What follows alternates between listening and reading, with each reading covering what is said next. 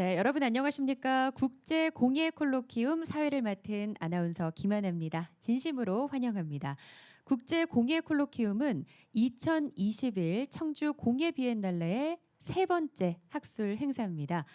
이번 주제가 공생의 도구죠. 이 공생의 도구를 심도 깊게 살펴보고 발표와 토의를 통해서 전시와 학술의 이 시너지 효과 창출에 기여하고 또 새로운 공예 담론 형성에 기여하고자 저희가 준비했습니다.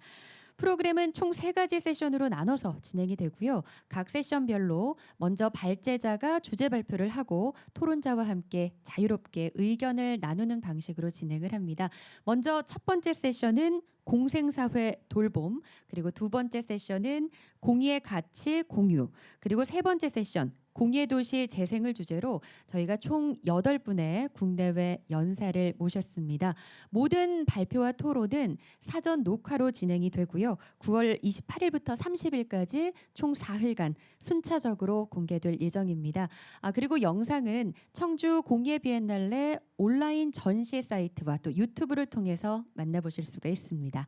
자, 그러면 첫 번째 세션 1 공생사회 돌봄에 대해서 지금부터 만나볼 텐데요. 그 어느 때보다 함께의 가치가 중요해진 시대에 더불어 살아가는 사회를 만들기 위해서 실천할 수 있는 나눔의 가치에 대해서 살펴보고자 합니다.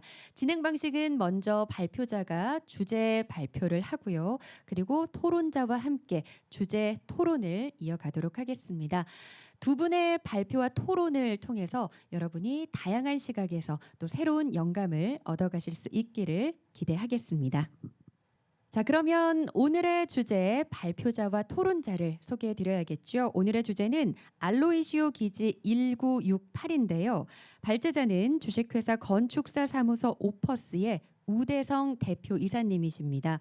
우대성 대표이사님은 사단법인 한국건축가협회 기획위원장 및 이사, 그리고 서울시립 은평의 마을 운영위원, 그리고 서울시 건축정책위원회 위원 등을 역임을 하셨고요. 진주시 및 파주시 공공건축가 등으로 활동을 하고 계십니다.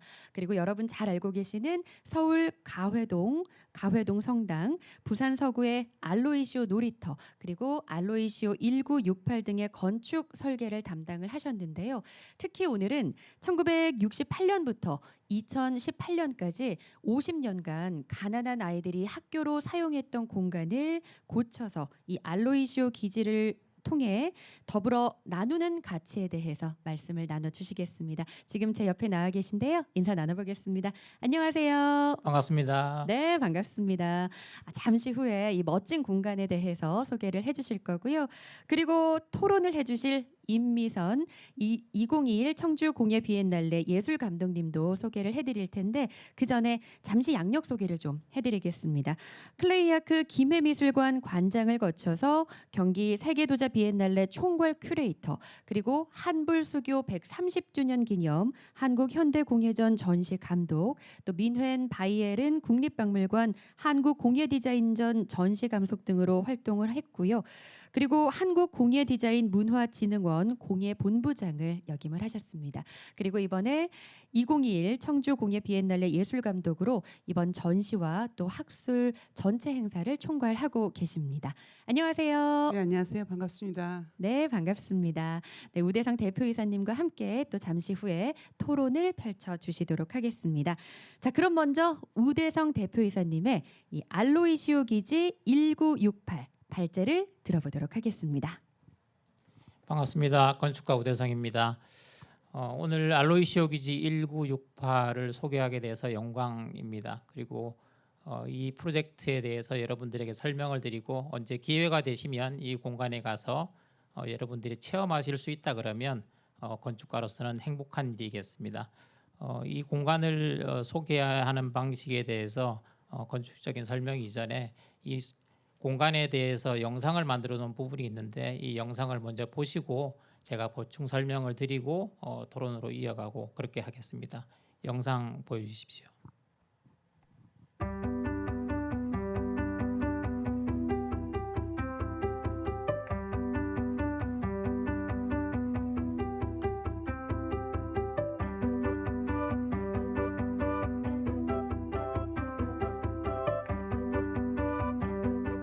내 희망은 보통 가정의 아버지 희망과 똑같습니다. 그 자식들이 먼저 건강하고 아주 재미있게 살고 교육 잘 받고 그리고 나중에 그 사회에 들어가서 잘 취직하고 잘 사는 것을 바랍니다. 알로시오 기지는 가난한 아이들에게 최고의 환경과 교육으로 대접해 주세요 라고 말씀하신 창설자 소 알로시오 신부님의 교육 철학으로 아이들과 함께 희망을 키웠던 알로시오 중학교와 고등학교를 폐교하며 도시에 사는 우리 아이들에게 스스로의 생각을 키우고 삶의 기본기를 익히고 이웃과 함께하는 공동체 의식을 키워주는 곳이고자 합니다.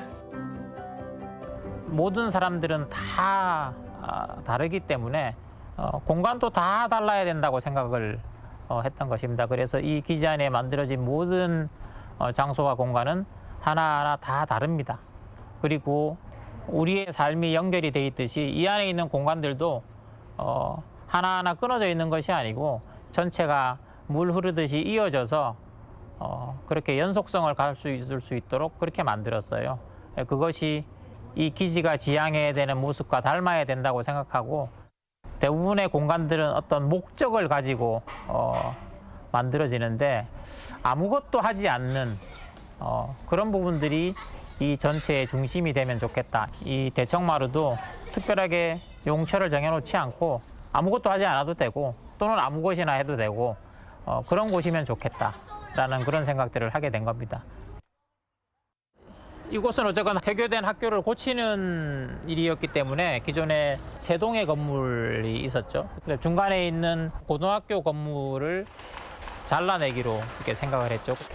고등학교 건물은 3개층을 걷어내고 1층만 남겼어요. 그리고 그 위에 한국식 정자를 한 채 올려두고 제일 튼튼하기도 하고 공간의 잉여가 굉장히 컸었던 이 종합실습실은 일단 완전히 고치기로 결정을 하고 오른쪽에는 중학교 건물을 그대로 남겨뒀습니다. 미래를 위해서 여지를 남겨두고 그것이 새로운 길을 열어가는 그래서 하나는 완전히 고치고 하나는 규모를 최소한으로 해서 뭔가를 고치고 나머지는 미래를 위해서 남겨두는 그런 결정을 하게 된 겁니다.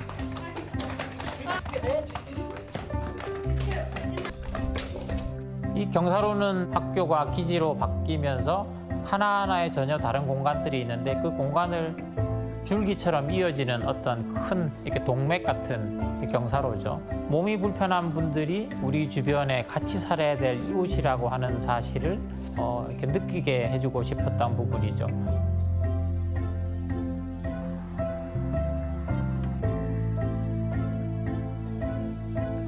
아래층에서 제짤거리거나 이렇게 떠드는 소리들이 들려요. 그리고 냄새들도 올라오고. 근데 이것을 우리가 차단해야 될 대상이 아니고 교감해야 될 대상으로 본다 그러면 이렇게 공간들은 뚫려서 소통하는 것이 훨씬 더 좋다고 생각하고 잃어버린 감각에 대한 부분들을 조금 소중하게 채워줬으면 좋겠다라고 생각한 것인데 기지 입구에 들어서면 제일 먼저 맡게 되는 게 아주 기분 좋은 빵 냄새죠. 우리 주변에 있는 많은 어려운 사람들 그리고 몸이 불편한 사람들 또는 마음이 불편한 사람들 이런 사람들하고 여러 가지를 함께 나눠야 된다는 그런 생각들을 실천하는 곳이 되면 좋겠다. 그래서 더불어 나누는 기지가 생겨난 것입니다.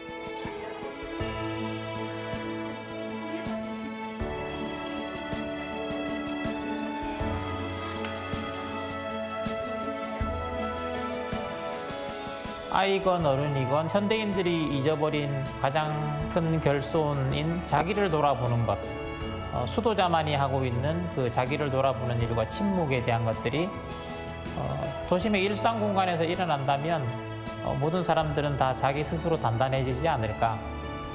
수행들에게 침묵은 굉장히 익숙한 부분이긴 하죠. 근데 일반 사람들은 익숙하지 않죠. 어쩌면 그 접점인 곳이기도 합니다.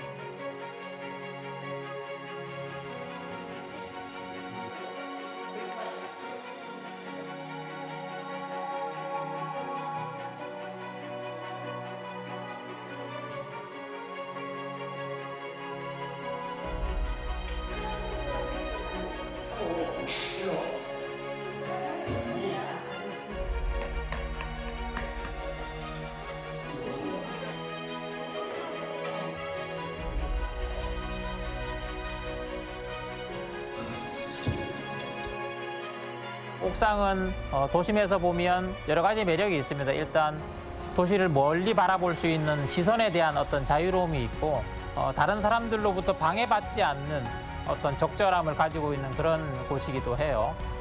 외부에 이런 기둥들을 올려서 둘러싸여서 집 같은 약간 안온함을 주기도 하고, 그리고 특히 밤에 완전히 어둡게 됐을 때 이곳에서 텐트를 치고 놀고 또는 고기를 구워 먹고, 이곳은 밤에도 잘 쓰였으면 하는 그런 생각들을 가지고 있어요. 그래서 달빛 아래서 밤이 가지고 있는 그 평온함을 아이들이 그리고 쓰는 사람들이 느꼈으면, 그리고 그것이 얼마나 소중한 일이고 우리에게 얼마나 필요한 일인가라는 것들을 그냥 사람들이 일깨웠으면 좋겠어요.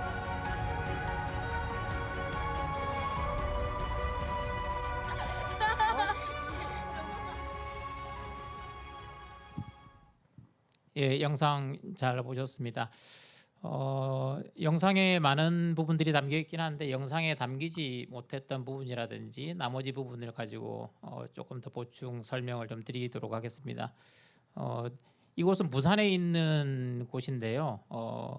이것은 건물을 완성, 이 프로그램의 알로이시오 기지가 완성되는 데까지 8년의 정도 시간이 걸렸는데 7년은 생각을 하는 시간이었고 1년이 만드는 시간이었습니다.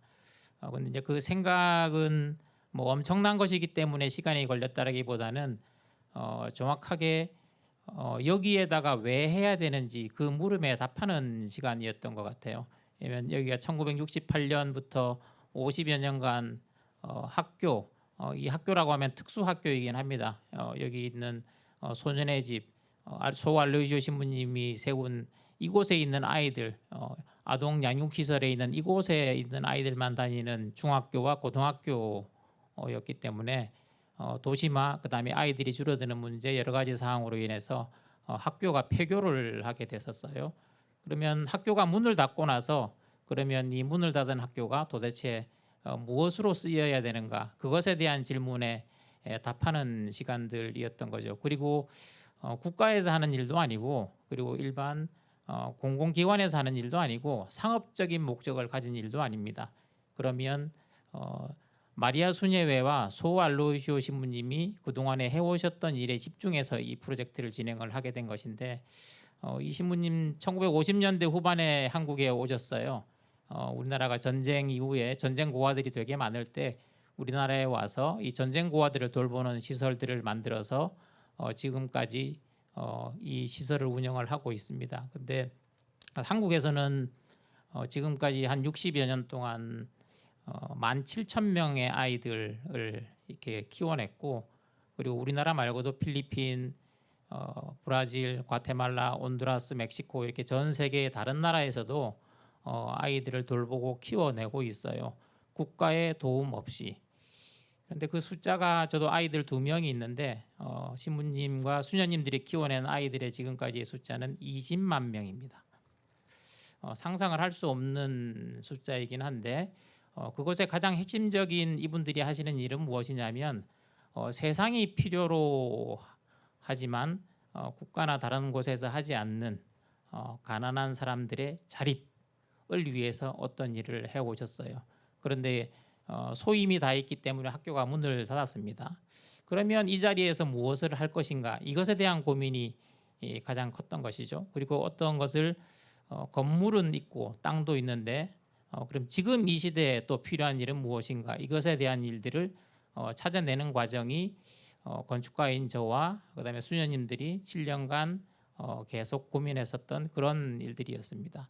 그러면 이 질문에 수녀님들은 굉장히 쉽고 어려운 질문을 하세요. 어떤 프로그램들을 만들고 새로운 일을 할 때 그걸 우리가 왜 해야 되는데? 굉장히 어려운 질문입니다. 반드시 왜? 그다음에 할 수 있는가? 이런 것에 대한 질문이었기 때문에 끝없는 토론을 통해서 또는 다른 곳의 방문을 통해서 생각을 하게 된 것은 이런 부분이죠. 세상은 물리적으로 굉장히 많이 바뀌어가고 빠른 속도로 바뀌어가고 있는데 지금 이 시대의 사람들에게 필요한 부분은 무엇인가? 결국 삶의 기본기에 대한 부분 같아요. 삶의 기본기에 대해서 생각을 하는 부분들이고, 그 삶의 기본기는 어디로부터 나오는가? 이렇게 스스로 돌보는 데로부터 나온다라고 하는 그런 생각들이죠. 그리고 어찌됐건 수도자들이 시설을 운영을 했었고 여기도 그것에 근거한 시설이기 때문에 그것을 바탕으로 한 생각들이 반영되어야 되는 부분이어서 그것에 답할 수 있는 부분이라 그러면 그분들이 잘할 수 있는 것, 결국 이웃을 위해서 같이 나누면서 무언가를 했던 일이고 자기 스스로를 돌보는 일들에 대해서 하는 것, 그것에 집중을 해보자라고 해서 이 알로이시오 기지가 만들어졌던 부분입니다. 그리고 이 기지의 정신을 생각을 하고 쓰임을 찾고, 그리고 사실 쓰임만 있다고 되는 것이 아니고 이 안에 프로그램 하나하나를 만들어뒀을 때 그 프로그램을 실제 작동할 사람들이 필요한 것이고, 그리고 그 작동이 지속적으로 운영될 수 있어야 되는 것입니다. 그래서 그런 부분들을 다 세팅을 하고 그것에 맞는 공간을 만들어내는 일은 사실은 제일 나중에 일이었던 거죠. 그래서 그런 시간들이 이렇게 걸렸던 부분인데, 다음 넘겨주시면 부산에 있는 서구에 있는 이 넓은 곳에 있는 이 시설들입니다. 그래서 오랫동안 학교로 쓰였기 때문에 건물도 크고 땅도 비교적 큰 곳입니다. 근데 지금 건물이 비교적 꽤 컸기 때문에, 그리고 새로운 무언가의 쓰임을 담기 위해서는 제가 생각할 때 제일 먼저 필요한 부분들은 그렇게 큰 방향, 더불어 나눈다라고 하는 것, 그다음에 삶의 기본기를 위해서 무언가를 한다는 그런 큰 주제는 있었지만 구체적으로 무엇을 할 것인가, 이 부분에 대해서는 사실 삶의 기본기의 가장 큰 부분들은 의식주와 관련된 어떤 부분들인 것 같아요. 그리고 그것을 다른 사람의 힘을 통해서 하는 것이 아니고 자기 스스로 무언가를 이렇게 해내는 부분이었습니다. 그래서 오랫동안 쓰여서 건물이 낡았기도 하고 건물의 규모도 좀 크고, 실제 이곳에 사람들이 갔을 때 기분 좋은 공간이 되기 위해서는 먼저 비워야 했습니다. 공간의 느낌은 사람들에게 굉장히 많은 것들을 좌우를 하게 되죠. 왜냐하면 특별하게 설명을 하지 못하지만 사람이 어떤 장소에 가게 되면 거기서 느끼면서 어떤 감각도 일어나게 되고, 그리고 그 사람의 사유도 바뀌게 되고, 그리고 마음도 열게 되는 그런 역할을 하는 것이 공간의 기본적인 베이스이기 때문에, 그래서 먼저 비웠습니다. 중간에 있는 건물을 비워내고 거기에다가 한국식 정자를 하나를 만들어냈어요. 이 부분을 만들어낸 부분들은 앞에 영상에서도 설명이 있었지만 우리가 어떤 건물을 만들거나 무엇을 할 때는 꼭 용도를 생각해서 용도에 맞는 건물을 만듭니다. 그런데 이곳에 만들었던 많은 부분들은 용도에 필요한 부분들도 있지만 아무 용도도 없는 것이 이 전체 프로젝트의 핵심이 되면 좋겠다. 아무 용도가 없다는 것은 무엇이나 할 수 있다는 뜻이기도 하죠. 그래서 한국식 만대루를 중간에 두고 그리고 침묵의 방도 하나를 이렇게 만들었던 부분입니다. 그러면 여기에서는 무엇을 하느냐, 무엇을 할지는 사람들이 결정을 하게 된다고 생각을 했어요. 그러면 사람들이 그곳에서 아무거나 하면서 또는 아무것도 하지 않으면서 그리고 무언가를 자기 자신을 채워 나갈 수 있겠다 이런 생각을 했습니다. 그리고 학교로 쓰였기 때문에 학교로 쓰인 데 대한 그것을 반전을 시키는 어떤 모멘텀도 필요하다는 이런 생각들이 있었습니다. 우리가 생각하는 이 학교의 교실들은 사실 다 사람의 개성이나 이것과 상관없이 다 똑같은 구조로 일방적인 구조로 이렇게 채워져 있죠. 어쩌면 학습을 강요당하는 어떤 공간 같은 부분이죠. 그래서 여기에서는 무언가를 하지 않으면 좋겠다 그런 생각들이 있었고 그 부분들은 수행님들도 흔쾌히 동의했던 부분인 것 같습니다. 그래서 침묵의 방과 이 한국식 정자가 이 프로젝트 전체의 제일 제가 생각하는 핵심이라고 저는 생각을 합니다. 사실 도심에서 자기를 돌보는 일을 사람들은 잊어버린 것 같아요. 자기를 돌아보는 일들에 대해서. 그러면 아무 말 없이 매일매일 침묵할 수 있다 그러면 사람들은 자기가 다 단단한 자아를 가지지 않을까 이것이 저희의 생각이고 그리고 수녀님들도 그렇게 오랫동안 수도자로서 수련을 하신 것 같아요. 그래서 이 공간이 그런 공간이었으면 좋겠다. 용도가 없지만 그것이 가장 큰 용도가 될 수 있다 이런 생각입니다.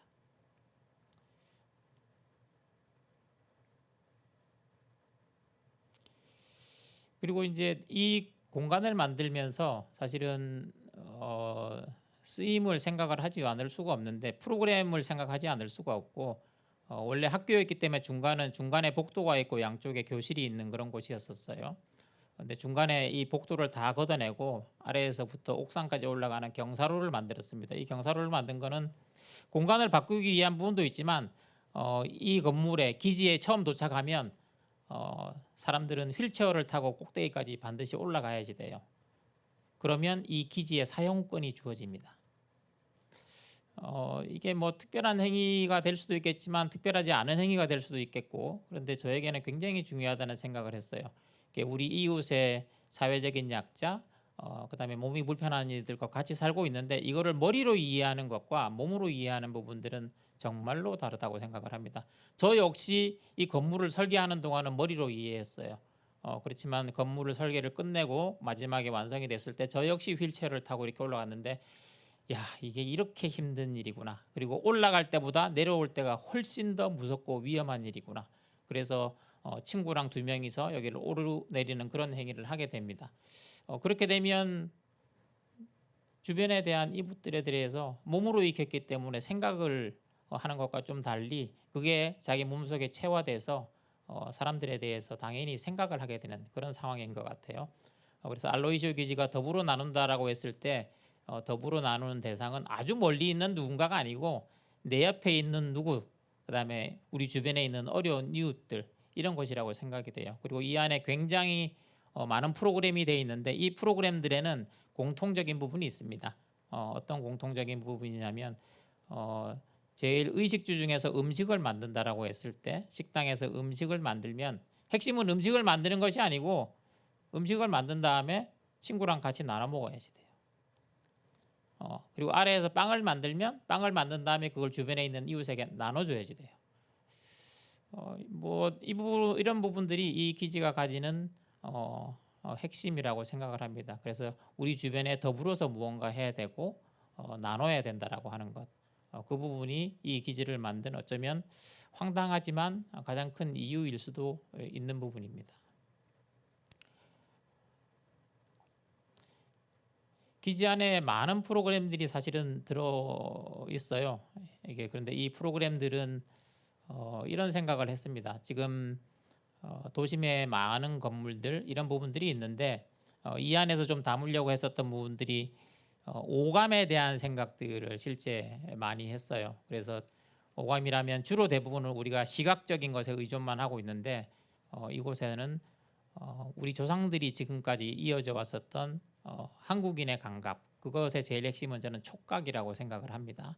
근데 그 촉각은 아까 한국인의 정자에서도 있었지만 마루에 신발을 벗고 올라가서 그 바닥을 느낀다. 그다음에 뜨뜻한 온돌에서 등을 찢으면서 바깥에 내리는 빗소리를 듣는다. 그것은 아무것도 아닐 수 있지, 아무것도 아닌 부분일 수도 있겠지만 사람의 몸이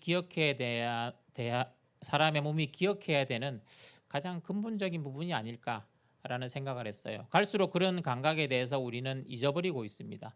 저 역시 마찬가지고, 그리고 손을 쓰는 문제, 무엇에 물건을 만지는 문제, 이런 부분들에 대해서도 많은 감각을 잊어버렸어요. 근데 우리 조상님들이 만들었던 옛날 건물들은 다 그런 몸의 감각이 기억하도록 하는 부분들이 있어요. 그래서 이 건물에서도 그런 감각들을 잘 기억할 수 있도록 장치들을 두고 그것을 중간에 만들었습니다. 그래서 건물 들어가면 처음에 빵 냄새가 나서 사람을 기분 좋게 이렇게 한다라든지, 경사를 오르내리면 옆에 있는 교실에서 나는 시끄러운 소리들이 들려요. 소리를 우리는 차단의 대상으로만 삼는데 음악 스튜디오나 이렇게 음악을 들어야 되는 곳, 차단을 해야 되는 곳이겠지만 친구들의 소리를 듣는다는 것들, 그리고 다른 사람들의 말소리를 들으면서 교감한다는 것들, 이런 것들은 어쩌면 너무 당연한 일일지 모르기 때문에 그런 부분들에 대해서 열어 있는 것들이 필요하다라고 저는 생각을 했습니다. 그리고 이 건물 크지는 않지만 이렇게 옥상에 가면 이렇게 옥상 텃밭이 있어요. 그리고 정원이 이렇게 있는데 이 부분은 주로 낮에도 쓰지만 밤에 쓰기 위한 그런 공간입니다. 사실 현대화된 도심에서 제일 많이 잊어버린 곳이 어둠에 대한 가치거든요.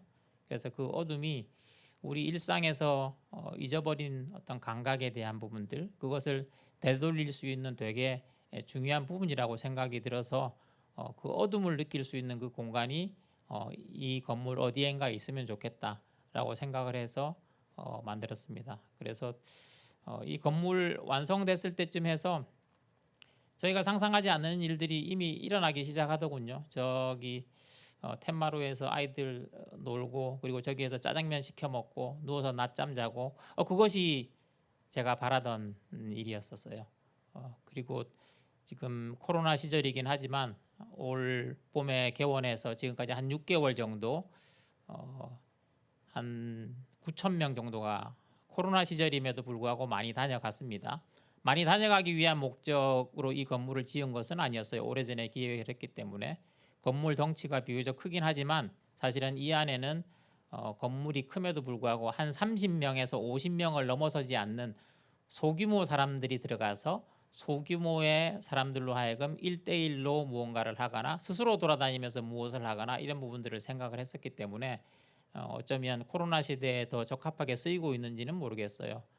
그런데 이곳을 다녀간 많은 이들로부터 피드백을 받는 것은 다시 오고 싶다라고 하는 부분이었어요. 그 다시 오고 싶은 것이 어떤 이유이신지 설명은 잘 되지 않는 부분도 있어요. 그렇지만 그것은 이곳에 와서 그들 몸에 무언가 흡족한 부분이 이게 닿았기 때문이라고 생각이 들어서 건축가로서는 그 부분에 보람을 느낍니다. 그래서 아마 앞으로도 이 건물은 그렇게 계속 쓰일 것이라고 생각이 들고, 교육청과 관련된 많은 분들도 이곳에 다녀가면서 우리의 어쩌면 교육의 미래에 대한 어떤 지향점들이 이렇게 가면 좋겠다라는 말씀도 하셨는데, 수녀님들의 생각, 그다음에 저희의 생각은 어떤 교육 이런 것들에 대한 구체적인 것들보다 그냥 스스로를 찾는 어떤 부분이면 좋겠어요. 그래서 이것을 기존에 있었던 학교 또는 도서관, 체육관 이런 구체적인 용도로 이 건물을 정의하기가 저도 어려웠습니다. 그렇지만 사람들이 지금 잊어버린 무엇인가를 회복하는 어떤 중요한 장소가 될 것이라는 확신은 있습니다. 이상입니다. 네, 알로이시오 기지 1968 더불어 나누는 곳에 대한 주제 발표 들어봤는데요. 시청하시는 분들 모두 지금 생각하시는 것처럼 저도 정말 가보고 싶다 이런 생각을 하면서 발표에 푹 빠져들었습니다. 사실 처음에는 왜 기지일까라는 이 이름에 대해서 제가 궁금증이 많았는데요. 정말 많은 걸 생각한 이름이 아닐까 싶습니다. 특히 아이들이 무엇이든 할 수 있는 공간 속에서 무언가를 만들어내고 또 그것을 나누면서 책에서 배우고 어른들에게 배우는 게 아닌 직접 몸소 더불어 나눔을 배우고 익힐 수 있는 공간이죠. 그래서 삶의 기본기뿐만이 아니라 삶을 살아갈 수 있는 힘을 얻는 그런 베이스 캠프가 아닌가 합니다. 자, 알로이시오 기지 1968 지금부터 더 많은 이야기를 임미선 예술감독님과 함께 저희가 토론으로 이어가 보도록 하겠습니다. 네, 이런 멋진 공간을 설계해 주신 건축가님과 오늘 이야기를 나눌 수 있게 돼서 아주 기쁘게 생각하고, 제가 이번 비엔날레 주제를 또 공생의 도구라는 주제를 정했기 때문에 의미가 더 남다른 것 같습니다. 모두의 스스로의 생각을 키우고 삶의 기본기를 익히고 잃어버린 감각을 여러 이웃과 함께 더불어 나누는 곳, 알로이시오 기지 1968을 만든 이유라고 말씀을 하셨습니다. 아마 마리아 수녀회와 이런 목표와 방향을 정하는데 굉장히 많은 토의를 하셨을 것 같아요. 또 특히나 그 삶의 기본기를 익히는, 또 스스로 자율성을 키우는, 주체성과 자율성이라는 그 두 단어가 굉장히 중요한 단어처럼 느껴지고, 사실 공생의 도구의 원 제목은 자율적인 공생의 도구였습니다. 그래서 그 부분이 제 귀에 굉장히 콕 박혔습니다. 이 강연을 들으면서 뭔가 한국 사회에 지금 굉장히 결핍되어 있는 어떤 부분을 되게 중요하게 다루는 그런 그 의제가 아닌가, 이 즈음에서 우리가 한번 생각해 봐야 되는 지점이 아닌가. 그래서 그런 부분에 있어서 조금 더 강조점을 두신 건지, 어떤 그런 한국 사회의 결핍과 연결되어 있는 또는 문제점이라고 생각하는 교육의 문제도 있을 것 같고요. 그래서 그런 부분에 대해서 조금 더 부연 설명을 좀 해주시면 감사하겠습니다. 한국 사회에 대한 결핍일 수도 있고 어쩌면 현대 사회의 결핍일 수도 있습니다. 이제 아마 이 부분은 제일 핵심은 아마 속도 같아요. 속도. 이게 자기 자신이 가지고 또는 자기 리듬으로 움직여야 되는 그 속도와 상관없이 세상의 속도는 굉장히 이렇게 빠르게 돌아가고 있고, 그리고 세상의 변화 속도도 빠르고, 그리고 자기의 자의식이나 이런 부분들과 상관없이 교육이나 지식 이런 부분들을 강요당하는 뭐 그런 세상 같아요. 그런데 그러다 보니까 자기 내면이 단단해지기 전에, 또는 무언가를 받아들이고 나서 다시 그것을 곱씹기 이전에 다시 무언가가 계속 쌓여서 자기화되지 못하는 이런 것이 현대 어쩌면 일상인 것 같아요. 그런데 세상에는 너무 많은 지식들이 넘쳐나기 때문에 죽을 때까지 이 지식을 다 습득하고 가는 일은 있을 수도 없고 있어서도 안 되는 일일 것입니다. 그렇다면 자기는 누구인가, 나는 누구인가, 이것에 대해서 우리는 생각하지 않는 것, 또는 생각을 하더라도 깊이 생각을 하지 않는 것, 아니면 너무 가끔 생각을 하는 것, 이런 부분들인 것 같아요. 그러면 내면의 힘이 쌓일 기회가 없는 상황에 우리가 놓여 있죠. 한국뿐만이 아니고 현대의 대부분은. 그래서 이 내면의 힘을 스스로 길러야 되고, 또 하나는 그것이 굉장히 중요한 것이어야 된다라고 하는 그 화두가 필요하다고 생각합니다. 근데 그것은 그냥 말로만 한다고 되는 것이 아니고 그것이 지향하는 곳이 어디엔가 있고, 또는 그것에 가서 사람들은 그것을 할 수 있고, 또는 뭐 절에 가서 묵상을 한다 이렇게 할 수도 있겠지만, 도심의 일상에 그것이 있다 그러면 그것은 되게 중요한 일인 것 같아요. 그래서 이 화두가 지금뿐만이 아니고 앞으로도 마찬가지로 굉장히 중요한 부분이라고 생각이 듭니다. 유럽의 어느 나라에 가면 그 깜피 광장에 깜피 교회가 있어요. 채플, 작은 채플이 있는데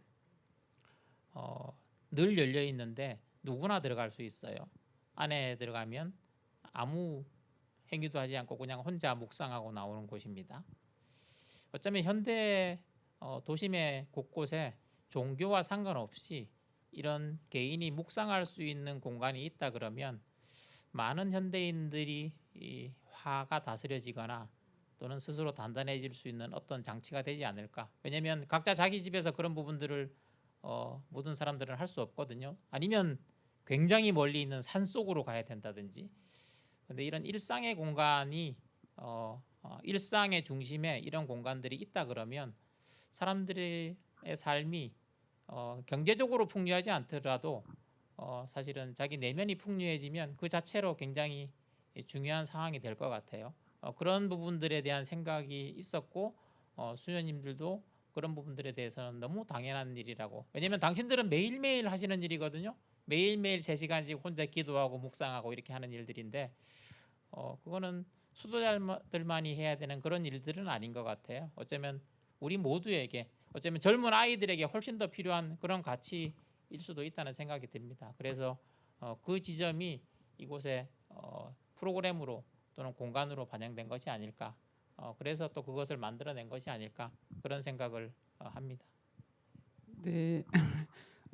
사실 속도의 문제에 대해서 참 저도 고민하고 있는 것 중에 하나고 또 공해라는 게 또 그것과 연관돼 있어서 좀 감명 깊었던 것 같습니다. 다음은 그 알로이시오 기지 1968의 공간 설계하시면서 이 공간과 그 프로그램 컨텐츠와의 유기적인 관계는 굉장히 중요한 것 같아요.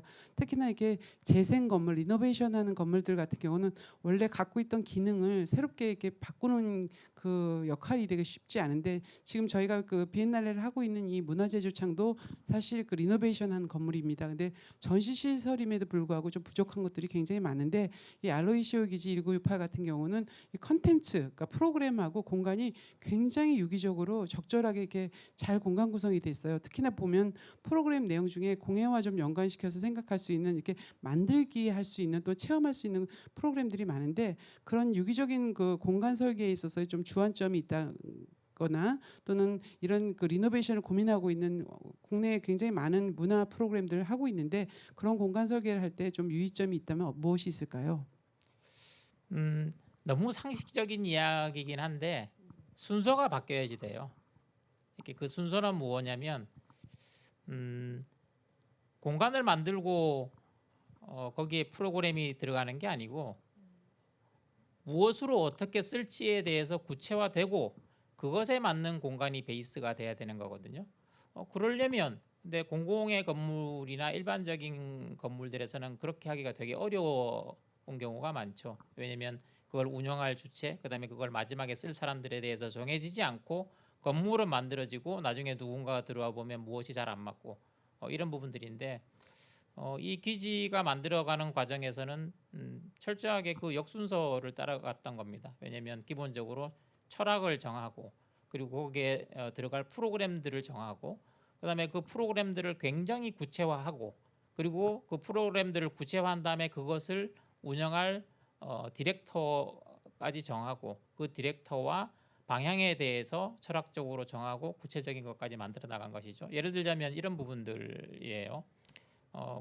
지금 이 꼭 건물 이제 위층에 올라가면 모두의 밥상이라고 하는 이렇게 식당 같은 곳이 있습니다. 거기는 이렇게 요리를 아이들에게 가르치는 이런 곳입니다.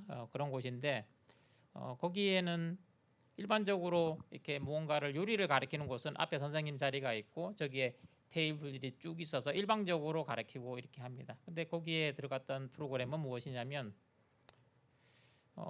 요리라는 것이 굉장히 거창한 요리가 아니고 자기가 그냥 스스로 밥을 해 먹을 수 있는 정도, 된장찌개를 끓여 먹을 수 있는 정도 그러면 좋겠다. 그다음에 그 정도가 되게 높은 수준인가? 그다음에 그거를 가르쳐야 되는 것인가? 모든 사람들은 그걸 할 수 있는 것인가? 근데 생각보다 그런 것을 가르치는 것도 알려주는 것도 없어요. 그러면 그 부엌의 구조는 어떻게 해야 되는가? 만든 것은 뭐냐면 기본적으로 철학은 처음에는 사실 수녀님의 엄마 밥상이었어요. 그러면 수녀님들이 여기에 있었던 아이들에게 해주는 된장국 또는 이런 부분들을 가르치는 부분이지만 뭐 어떤 요리든지 별로 상관이 없어요. 그런데 이제 그 안에 있는 공간의 구조는 어떻게 돼 있냐? 다 일반 집에 있는 부엌처럼 생겼어요. 각자의 부엌. 선생님한테는 불편하죠, 당연히. 왜냐하면 앞에서 가르치고 따라와야 되는데 각자 부엌처럼 생겼으니까. 그런데 그렇게 돼야지만 사실은 거기서 부엌과 같은 체험을 하고 냉장고에서 무언가를 꺼내오고 다시 거기서 친구랑 같이 뭔가를 만들고 또 요리해서 먹고 그렇게 되는 부분이잖아요. 그러면 그거는 공간의 설계 방법이 완전히 달라지죠. 그리고 그 중에 한 곳은 장애인이 쓸 수 있도록 만들었어요. 그러려면 마찬가지로 장애인을 쓸 수 있도록 테이블의 높이도 낮아져야 되는 일이잖아요. 그런 부분들이 철저하게 반영이 돼서 계획을 하고 고민이 됐던 것이죠. 그 안에 들어간 냉장고가 몇 개, 뭐 이런 것까지 다 생각을 하는 부분이죠. 물론 초기 프로그램에서는 조금 더 지독한 부분 같이 생각을 했어요. 어떤 부분이냐면 요리를 한다 그러면 그냥 요리가 아니고 부산의 자갈치 시장에 가서 먼저 요리 재료를 사오는 것부터 시작을 해야 되는 거 아니냐. 먼저 고르고 그러면 사오고 그다음에 그걸 다듬고 다시 하고 뭐 이런 것까지 다 고민을 하는 것이죠. 그런데 그까지 가지 못했지만 이런 것까지 고민을 하는 것들이 필요해서 이 기지 내에 있는 대부분의 많은 공간은 어떻게 되어 있냐면 오면 손 씻기가 먼저 시작이에요. 그래서 층마다 손 씻는 곳이 따로 있습니다. 그리고 프로그램의 마지막은 청소예요. 청소? 그렇지만 그게 기본기 아닐까요? 손을 씻고 뭔가를 끝내고 자기가 한 걸 청소해서 끝내고 그런 것들이 중요하다고 저는 생각하고 수녀님들도 그게 중요하다고 생각하는 곳이에요. 그래서 그것을 가르쳐야 되는 것인가? 물론 지금은 가르칠 대상이 가르칠 곳이 없기 때문에 가르친다라기보다는 체험하거나 몸에 익힐 그런 부분들이 필요한 것이죠. 그렇다고 생각을 하는 것이에요. 그래서 이렇게 영국의 수상께서 이런 얘기를 했잖아요. 사람은 공간을 만들고 공간은 다시 사람을 만든다고. 그 부분이 서로 피드백되는 부분이기도 해요. 그리고 이제 이것을 학교를 이렇게 고친 부분들인데 학교의 구조는 굉장히 지금 현대적인 구조로 보면은 참혹한 구조를 좀 가지고 있습니다. 그 부분은 제레미 벤덤이 얘기했었던 이 피놉티콘의 구조인데요. 감옥, 그다음에 병원, 학교 이 부분들은 다 동일한 구조예요. 왜 동일한 구조냐? 감시자의 시선에 있어서 누군가를 관리하기 쉬운 시스템 이것으로 만들어져 있거든요. 그것이 사람들의 행태나 삶을 좌우합니다, 실제. 그리고 사실은 우리가 십몇 년 동안 가장 오랜 시간을 어쩌면 보내는 곳이 거긴데 우리 스스로도 모르게 거기서 이렇게 살았어요. 그렇기 때문에 공간이 가지고 있는 구조와 프로그램들을 이렇게 완벽하게 정확하지는 않더라도 굉장히 중요하도록 엮어주는 일.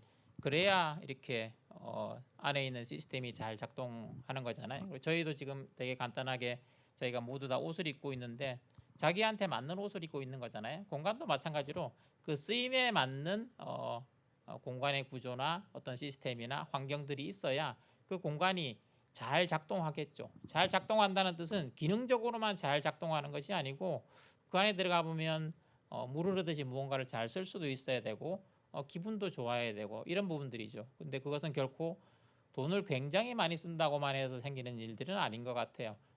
그다음에 공간이 또 무조건 굉장히 커야지만 되는 일도 아니어서 각각 쓰임에 맞는 스케일에 맞게 무언가를 각 자리에서 무언가가 있어야 되는 일, 그것이 되게 중요한 일이죠. 그래서 사실은 건축가인 저로서는 그 부분을 이렇게 생각을 합니다. 건축가가 해야 될 일은 자리를 잡아주는 일이거든요. 그 자리는 공간의 자리도 있는데 사실 조명의 자리, 그 다음에 의자가 있어야 될 자리, 또는 문을 열어야 될 자리, 하물며 쿠션이 놓여야 될 자리, 커튼이 달려야 될 자리, 또는 벽에 그림이 한 장 붙어야 될 자리, 각자 그 자리들이 있을 때 이렇게 조화롭게 되잖아요. 그것을 만드는 일은 되게 중요한 일이라고 생각이 들어서 사실 이 집을 고치면서도 그런 프로그램하고 그다음에 그것에 맞는 공간을 같이 엮어서 해내는 일들에 대해서 집중을 하게 된 것이고, 그 프로그램들이 정해지지 않을 때는 유니버셜하게 갑니다. 그래야지 다음에 무언가로 적절하게 바꿔서 쓸 수 있고 이런 상황이 생기기 때문에, 그래서 금방 물어보셨던 공간과 안의 쓰임에 대해서 긴밀하게 고민을 하고 초기 기획이나 설계 단계에서 그 부분에 대해서 지독하게 고민을 하면서 마지막까지 만들어내는 것이 그 마지막에 쓰이는 잘 쓰이냐 못 쓰이냐를 결정짓는 어떤 요소이라고 저는 생각을 합니다. 그 알로이시오 기지가 굉장히 그 운 좋게도 이렇게 좋은 건축가분을 만난 것 같은 생각이 들어서 부럽기까지 합니다. 그 다음으로 그 몸의 감각을 깨우는 곳이라는 표현을 들으면서 즉각적으로 좀 공예와 연관을 좀 시켜봤습니다. 체화된 지식과 경험의 발현이 바로 공예이고 그걸 보여주는 게 바로 전시이기 때문에 그렇습니다. 건축가시니까 몸의 감각에 대한 얘기를 아까 오감 체험이라고 말씀을 하셨는데 그 오감과 관련돼서 최근 그 아날로그에서 디지털로 변화되는 어떤 세태도 문제가 있고 또 지금 세계 소외, 뭐 자기 소외 여러 가지 그 각성의 문제들이 많은데 그 몸의 감각이 지금 현대 사회에 지금 한국 사회에 한국 교육에 굉장히 중요한 문제일 것 같습니다. 그 더불어서 또 공예 분야에 있어서 이 감각이라는 것들이 굉장히 중요한 부분이기도 하기 때문에 그 몸의 감각에 대한 얘기 조금 더 해주시면 어떨까 싶습니다. 네. 몸의 감각은 사실은 뭐 아이들의 학습뿐만이 아니고 건축가도 잊어버린 부분이기도 해요. 뭐냐면 지금 손으로 무언가를 그리고 또는 손으로 무언가를 만들고 이런 부분들로부터 사실은 우리 모두가 멀어져 있죠. 그리고 몸을 쓰는 어떤 부분들은 어떤 특정한 다른 분들이 무언가를 하고 다른 사람들은 이렇게 생각이나 이렇게 지식만 가지고 무엇을 전달하는 이런 상황에 있는 부분들인데 예전에도 그랬고 앞으로도 이 부분들은 점점 멀어지면 안 되는 것들은 분명해 보이긴 해요. 그러려면 구체적으로 하나하나 무언가를 만드는 방법들 이것을 익히거나 습득하는 그것보다는 우리 안에 있는 오감이 살아 있구나. 그다음에 그것을 어딘가에 가면 느낄 수 있구나. 이런 것들이 일상화되면 되게 중요한 일인 것 같아요. 근데 이제 다행히 우리에게는 서양과 다른 굉장히 중요한 게 촉각이 다른 나라에 비해서는 굉장히 여전히 살아 있어요. 특히 공간적으로. 그것은 우리는 신발을 벗잖아요. 신발을 벗는 게 별것 아닌 것 같지만 저는 가장 큰 어떤 지표인 것 같긴 합니다. 신발을 벗는다라고 하는 것은 사실 바닥에 있는 이 재료 또는 재료가 주는 어떤 질감을 몸이 직접 만나는 어떤 지점이 되는 것들이거든요. 그래서 공간도 그 부분들을 닮아야 된다고 생각을 했기 때문에 이 기지에서도 아까 한국식 정자를 만드는 것들을 포함해서 이 기지의 3층 전체는 다 한 층 전체가 다 온돌입니다. 다 신발 벗고 다녀요. 그거는 공간의 가용성이 굉장히 커지는 일들이기도 하지만 발끝에서부터 머리끝까지 이 공간이 가지고 있는 재료 또는 온도 이 부분들을 갖다가 몸이 받아들이는 어떤 행위이기도 하는 거잖아요. 그래서 그 부분을 느낄 수 있는 부분들을 이 공간 속에 담으려고 했었던 부분들이고 그리고 또 하나는 이 감각이 하나가 아니고 공간감이 되게 중요하다는 생각이 들어요. 이렇게 촉각을 느끼면서 바깥의 시각을 본다든지 촉각을 느끼면서 밖에 비가 내리는 소리를 듣는다든지 이런 두 가지 공간감이 같이 이 내 몸에서 체화된다 그러면 다른 상상들을 이렇게 하게 되거든요. 그리고 어딘가에 가서 몸으로 무언가를 직접 만나는 것 그리고 손으로 직접 무언가를 만지는 것들 이 감각들이 살아만 있다면 그 다음에 만드는 것들은 각자가 알아서 무언가로 나갈 수 있는 어떤 거점이 되는 거죠. 또 혼자 스스로 생각을 하면 그래서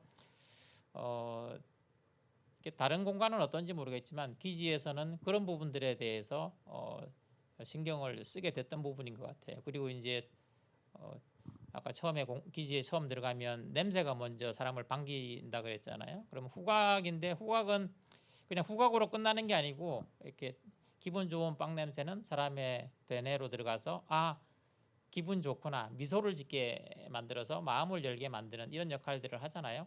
근데 그 감각은 다른 물건을 만지는 것 또는 물건을 만드는 것 이런 감각과 별도라고 생각을 하지 않습니다. 저는 그렇기 때문에 어떤 공간 또는 사람들이 만나야 될 부분에 촉각을 포함해서 후각, 미각, 시각 모든 것들이 여러 가지 감각이 어떤 부분에서 느낄 수 있는 기회가 많아진다 그러면 그 부분은 되게 중요한 일이죠. 그래서 이제 촉각에 대해서도 그런 촉각도 있지만 여기에 옥상에도 옥상 텃밭이 있고 1층 뒤에도 아스팔트를 걷어내고 이렇게 텃밭을 만들었어요. 이제 그 텃밭을 만든 이유는 도시 작물을 키우는 부분도 있겠지만 흙을 만지는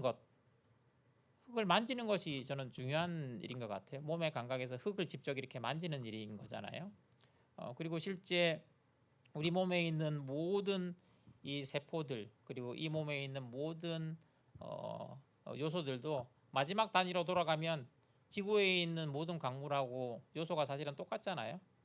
실제 똑같거든요. 그러면 그것을 설명을 할 수는 없겠지만 이렇게 사람이 가지고 있는 이 감각은 무언가를 만들어내는 이런 부분들하고 연결이 돼 있다고 저는 생각을 합니다. 그래서 공간을 만들 때 이런 감각을 열기 위해서는 몸에 있는 감각들이 실제 주변에 있는 것과 훨씬 더 많이 접촉을 해야 되고 공간각으로 연다 그러면 그 다음에는 조금 더 자유로운 또는 조금 더 자기가 무엇을 하고 싶은 무엇을 만들어내는 어떤 계기가 되지 않을까? 그 다음에 공간은 그런 역할을 해야 되는 게 아닐까라고 저는 생각을 합니다.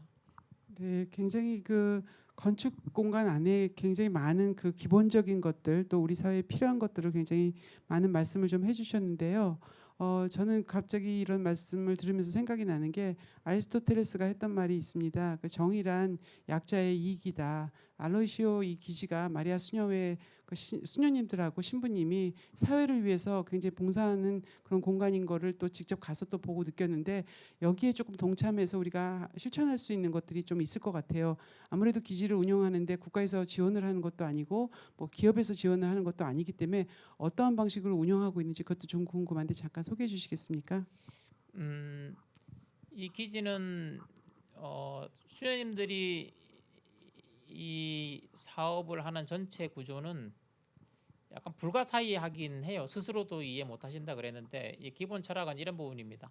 세상이 필요로 하는 일을 당신들이 무언가를 하면 그걸 도와줄 일은 어디엔가 반드시 있다. 그리고 그 60년 동안 그렇게 해왔어요. 이렇게 해온 거는 수녀님들은 세상에 필요한 일들을 계속하면 기본적으로 이 마음에 동참하는 전 세계에 있는 많은 후원자들 굉장히 작은 돈을 내는 분도 있고 굉장히 많은 돈을 내는 분들도 있어요. 그렇지만 이분들이 세상에 필요한 일들을 계속하기 때문에 후원하는 이 많은 사람들이 이분들의 진정성을 보고 지속적으로 계속 이렇게 작은 돈 또는 큰 돈 이렇게 계속 도와주세요. 그리고 어떤 부분들은 또 돈인 부분도 있겠지만 이렇게 프로그램으로 참여하는 분들도 계세요. 예를 들어서 여기서 아이들이 무언가를 해야 되면 학교에 있는 또는 해외에 있는 어떤 MIT에 있는 학생들도 와서 그런 일들을 했었는데 와서 과학 교육을 같이 이렇게 시켜준다라든지 그런 프로그램으로 참여를 해서 무언가를 도와주는 일들도 있고 또는 어떤 레시피를 개발을 해서 이것을 이곳에서 쓰여서 다른 이들에게 나눠질 수 있도록 하는 이런 부분들도 있고 그리고 시장에 있는 어떤 상인들은 무언가 물건을 사러 갔을 때 가장 좋은 재료를 가장 싼 가격으로 당신이 할 수 있는 방법으로 그냥 공급을 해주시기도 해요. 그래서 방법은 사실 굉장히 다양하게 있어서 그 마음을 열기만 하면 방법들은 생기는 것 같아서 여기에 수녀님들은 그렇게 이 프로젝트를 운영을 하고 계십니다. 진정한 그 공생을 위한 여러 가지 도구가 있다는 거를 꼭 공예 아니더라도 건축 아니더라도 우리 모두 동참할 수 있다는 생각이 들어서 조금 제 머리가 갖고 있는 한계를 조금 더 넓히는 시간인 것 같습니다. 감사합니다. 네, 토론을 이끌어주신 임미선 감독님 그리고 우대성 대표님께 감사드리고요. 국제 공예 콜로키움 첫 번째 세션입니다. 공생사회 돌봄을 주제로 저희가 알로이시오 1968이라는 공간에 대해서 만나봤습니다. 이번 비엔날레 주제가 공생의 도구죠. 정말 공생의 도구로 가득한 공생의 공간을 저희가 함께 만나봤는데요. 앞으로도 이렇게 기본적인 것들을 배울 수 있는 이러한 더불어 나누는 공간들이 좀 많아졌으면 하는 마음이고요. 또 공예적인 관점에서 감각을 살릴 수 있는 그런 접근도 저희가 함께 해보았습니다. 남아있는 곳이 비어있는 공간인데 앞으로 또 어떤 이야기가 채워질지도 기대해 보도록 하겠습니다. 자, 오늘의 주제 알로이시오 기지 1968 더불어 나누는 곳 여러분도 함께 흥미롭게 보셨을 거라고 생각하는데요. 2021 청주 공예 비엔날레 국제공예 콜로키움 주제 발표 이것으로 모두 마치도록 하겠습니다. 시청해 주신 여러분 고맙습니다.